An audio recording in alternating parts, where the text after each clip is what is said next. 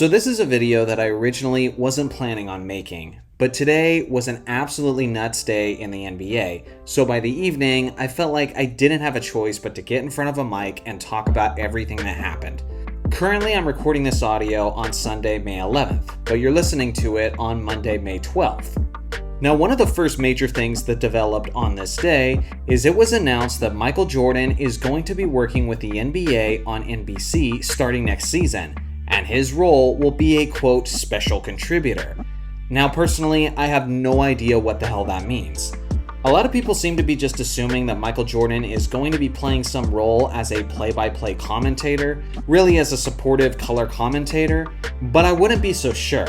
I certainly hope that's the case, because I'd love to hear Michael breaking down the modern NBA, breaking down some plays, and seeing how he banters with the other commentators on the broadcast. With that being said, remember roughly 6 years ago when Michael Jordan did an intro for a football game between Tom Brady and Aaron Rodgers on NBC? Well, I have to ask, was he a special contributor in that instance? You see, that's my concern. Michael Jordan may be doing something in a very limited role, and that's why they're being extremely vague about it, because they want to get us excited and get more people tuning in, like he's actually going to be a bigger part of the broadcast, when in reality, he might not be. I want to get excited about this, but the general vagueness is making me suspicious and making it very hard for me to get too thrilled about it. I guess only time will tell. Now, the other big news of the day is that the Dallas Mavericks officially landed the first overall pick in the draft lottery. And surprise, surprise, we didn't see the draft lottery actually happen, as the lottery balls were all kept behind the scenes. They won this first overall pick despite the fact that there was only a 1.8% chance of them winning it. Frankly, I think it was truly a 100% chance that they were getting that pick. Basically, the entire internet is on fire right now with everyone claiming that the league is rigged. Allegedly, Adam Silver agreed with Nico Harrison that if he traded Luka to the Lakers, he would give him the first overall pick in return, which is basically a guarantee to be the extremely hyped Cooper Flag. I don't need to go into all the details of why I think this whole thing is incredibly sketchy, but let me just ask you guys, do any of you out there actually think this whole thing wasn't rigged? Please let me know, because I'm interested to hear your thoughts. Now wait, there's more, as this whole thing gets even fishier.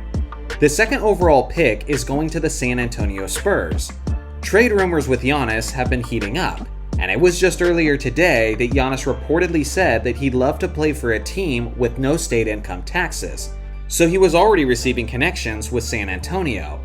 And lo and behold, now the Dallas Mavericks and the San Antonio Spurs have the top 2 picks in the NBA draft, and the Spurs have all the assets necessary to win the Giannis sweepstakes, where they can pair Giannis with Victor Wembanyama, forming a freakish duo unlike anything we've seen in a very long time. To be fair, Dallas is in Texas as well, and they also now have the assets to pursue Giannis. So this might just turn into a bidding war between these two Texas squads. It makes you wonder, has the NBA really just turned into the WWE?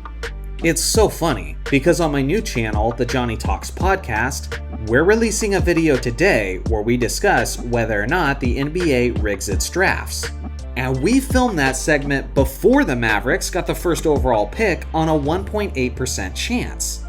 Basically, we were talking about how the Chicago Bulls got the first overall pick on a 1.7% chance to draft their hometown kid, Derrick Rose.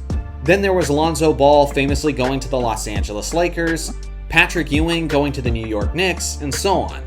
This is not a new development for the NBA. Now, on top of everything that happened yesterday, we also had 2 massive NBA games. The New York Knicks defeated the defending champion Boston Celtics 121-113 to take a 3-1 lead in that series. And if that wasn't bad enough for Boston, Jason Tatum went down with a serious injury. At the time I'm recording this video, it hasn't been confirmed yet what the extent of the injury is, but it certainly looks like an Achilles tear if you ask me. Not only is a comeback unlikely for the Boston Celtics, but at this point, I think it would take a miracle of biblical proportions. Currently, I'm recording this audio at halftime of the Warriors and Timberwolves game, so I'll post the final score of this game on the screen. All I gotta say is that this is probably the craziest day in the NBA since the Luka Doncic trade, and based on how suspiciously everything unfolded, I'm having a hard time deciding whether or not that's actually a good thing or a bad thing for the league. So what do you guys think? Is it all rigged? And how do you feel about Michael Jordan getting involved in the NBC broadcast? I look forward to hearing your thoughts in the comment section below. Thanks for watching as always, make sure to like and subscribe for more basketball content, and I'll see you guys in the next video.